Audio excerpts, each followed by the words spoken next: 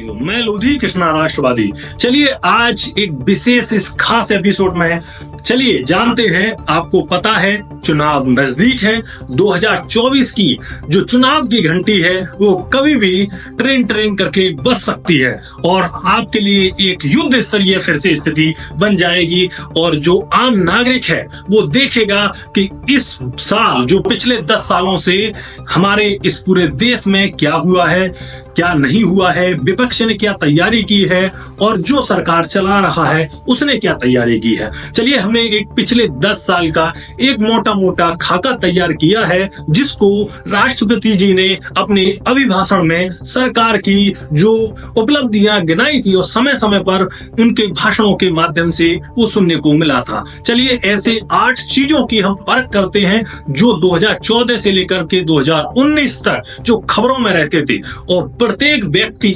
प्रत्येक आम नागरिक उनके बारे में सपने सजोता था कि शायद ऐसा होगा तो हमारे जीवन में कहीं ना कहीं उन्नति आएगी। चलिए ऐसे 8 चीजों को आपके समक्ष प्रस्तुत करते हैं विद डाटा। चलिए सबसे पहले किसानों की आय दोगुनी। तो किसानों की आय दोगुनी के लिए राष्ट्रपति के अभिभाषण में जो लोकसभा में दिया गया था 2019 में, उन्होंने कहा था मेरी सरकार किसानों की आय दोगुनी करने के लक्ष्य को प्राप्त करने के लिए दिन रात प्रयास कर रही है। ये भाषण था 2019 में दिया गया। लेकिन अब सोचिए कि 2013 के बाद में किसानों की आय का कोई मूल्यांकन नहीं किया गया है और ना ही जो 2022 तक एक बहुत बड़ा वादा था कि किसानों की आय दोगुनी हो जाएगी। लेकिन चलिए आप गांवों की स्थिति में जाकर के देखिए तो क्या लगता है आपको एक किसान की आय दोगुनी हो चुकी है क्या? आप जाकर के देखिए कि जो खाद बीज की जो सुविधाएं किसानों को मिल रही हैं क्या कैसे पैरामीटर, किन पैरामीटरों पर हम बात कर रहे हैं कि किसानों की आय दोगुनी हो चुकी है। पहले आप सेल्फ एक बार सोचिए, विचार कीजिए, क्या आपको लगता है कि किसानों की आय वर्तमान में दोगुनी है?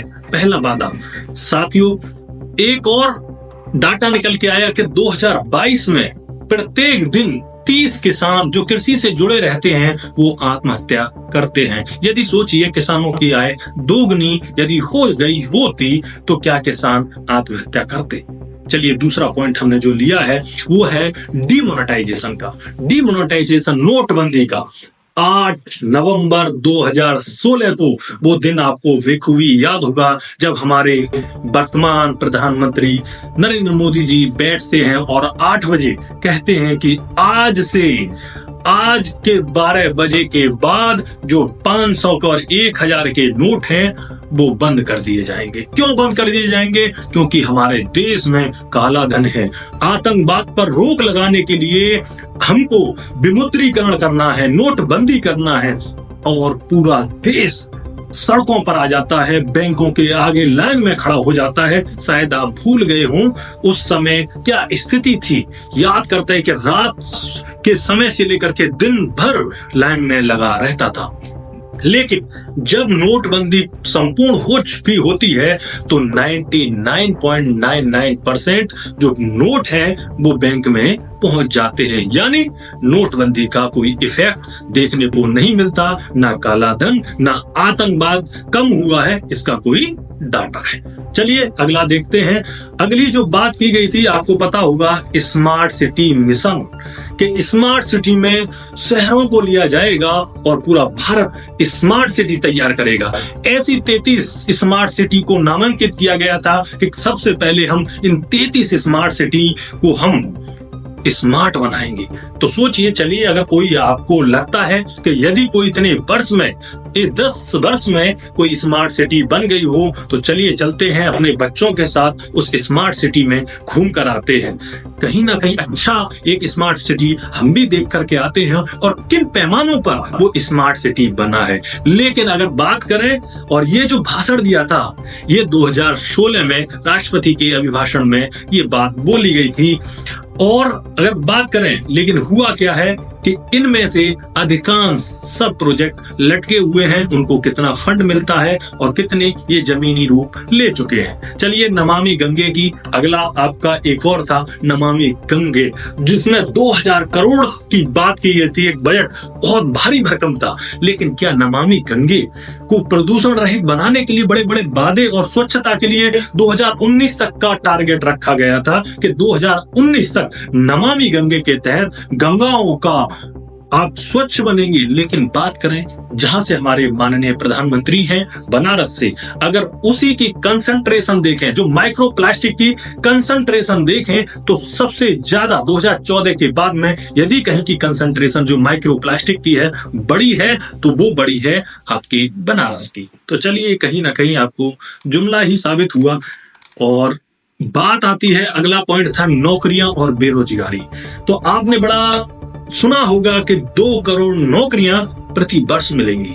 शायद इस बात पर आज वर्तमान सरकार में कहीं भी ये नाम नहीं आता कि रोजगार के लिए क्या कर रहे हैं। आपको पता है अभी 56-65 जो वैकेंसियां हैं वो निकली थी रेलवे में। सड़कों पर छात्र आए, सड़कों पर लगातार प्रदर्शन कर रहे हैं और लगातार भूखे प्यासे बैठे हैं। पटना हो या दिल्ली हो, अलग अलग जगह पर धरना प्रदर्शन हो रहे हैं।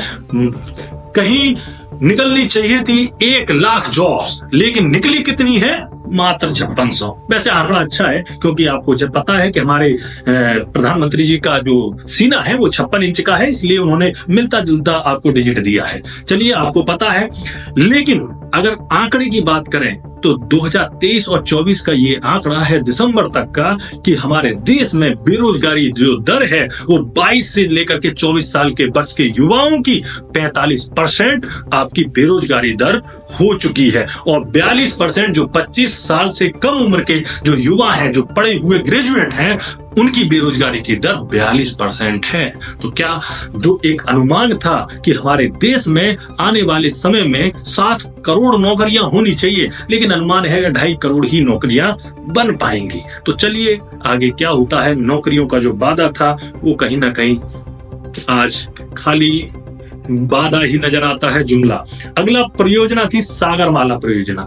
जो तटीय क्षेत्र हैं, जो भारत के तटीय क्षेत्र हैं, 9 ऐसे तटीय क्षेत्रों को जोड़ने के लिए एक सागरमाला प्रोजेक्ट तैयार किया था। वो योजना बड़े डंके की चोट पर चली थी, लेकिन उन 44 योजनाओं में से 43 योजनाओं में कोई फंड नहीं मिल रहा है, और जिनमें मिल रहा है करीब 11 में, तो उसमें आधा ही फंड मिल रहा है। तो धरातल पर अभी कोई काम नहीं हुआ है।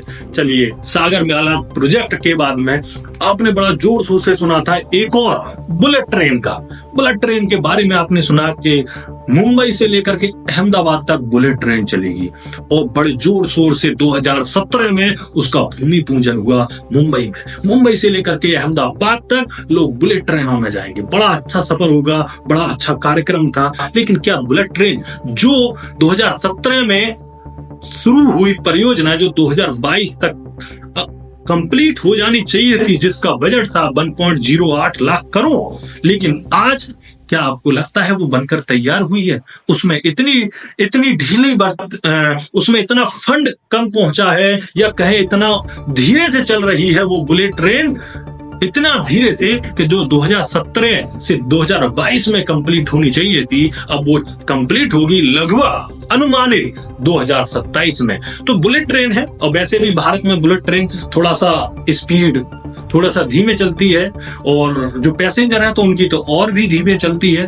तो 2027 तक हो सकता है आपकी बुलेट ट्रेन आपको देखने को मिले, जिसका बड़ा जोर शोर से कार्यक्रम। लेकिन ये जो मुद्दे जो मैं बता रहा हूं, आपके समक्ष रख रहा हूं, ये गायब है, और अलग ही मुद्दों पर चुनाव कहीं ना कहीं जा रहा है। तो कम से कम एक आम नागरिक का ये कर्तव्य बनता है कि जो हमसे वादे किए गए थे, उन वादों का क्या हुआ?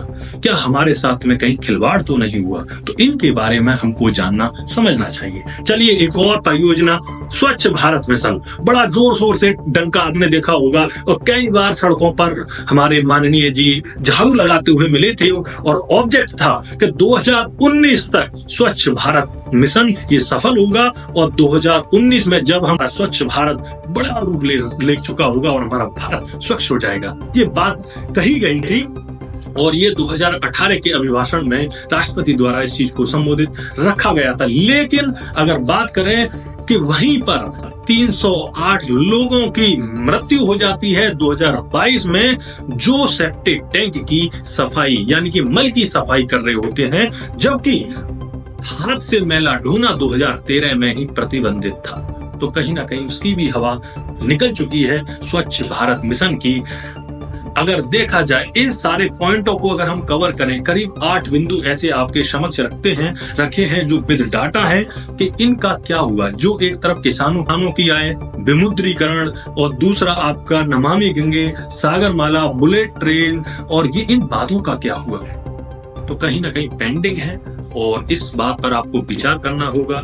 और मैं ये कहूंगा कि मीडिया वो नहीं जो सरकार की उपलब्धियों को गिनाए, मीडिया वही होती है और सच्ची मीडिया वही होती है जो जनता की जो मांग है, जो जनता की जो जरूरतें हैं, जो कम से कम उनको सरकार तक पहुंचाए, जनता की आवाज को सरकार के कानों में पहुंचाए। ये नहीं कि सरकार की उपलब्धियां गिनाने में लगे। तो मैं यही कहूंगा कि वर्तमान में जो सच्ची मीडिया है वो सोशल मीडिया है, ना कि टीवी मीडिया। आपको पता है कि किस तरीके से ये गोदी मीडिया बन चुकी है और लगातार उपलब्धियां गिना रही है। तो आप बताइए कि ये जो डाटा है वो क्या गलत है? क्यों नहीं नाम आता किसानों की आय दोगुनी का? क्यों नहीं नाम नहीं आता आपके जो स्मार्ट सिटी थी वो कहाँ गई? क्यों नाम नहीं आता नमामि गंगे का? क्यों नाम नहीं आता स्वच्छ भारत मिशन का? क्यों नाम नहीं आता आपका सागरमाला परियोजना का? कहीं पर। और क्यों नाम नहीं आता आपका नोटबंदी का? तो ये सारे ठंडे बस्ते में पड़े हुए हैं और कहते हैं कि जो झोली है वो खाली है, सिर्फ जुमले आते हैं उससे निकल करके कि 15 लाख आएंगे, किसानों की आय दोगुनी होगी, ये काम होंगे, स्मार्ट प्रोजेक्ट आएंगे, लेकिन वो जो जेब है वो ऐसे खाली, कुछ नहीं दिखाई देता। चलिए आज की वीडियो में इतना ही। आप एक बार विचार कीजिए, सोचिए, मनन कीजिए और कम से कम एक जागरूक नागरिक बनिए और अपने राष्ट्र के लिए कोई हमारे राष्ट्र सब सर्वोपरि है और कोई ऐसा व्यक्ति ना आए जो राष्ट्र को लूट करके या राष्ट्र से खिलवाड़ करके या जनता के साथ में जनता की भावनाओं से खेल करके कहीं तख्तो ताज तक ना पहुंचे। और सवाल लगातार पूछते रहिए। मैं कृष्णा राष्ट्रवादी आपके साथ जुड़ा रहूंगा। जय हिंद, बहुत शुक्रिया, धन्यवाद।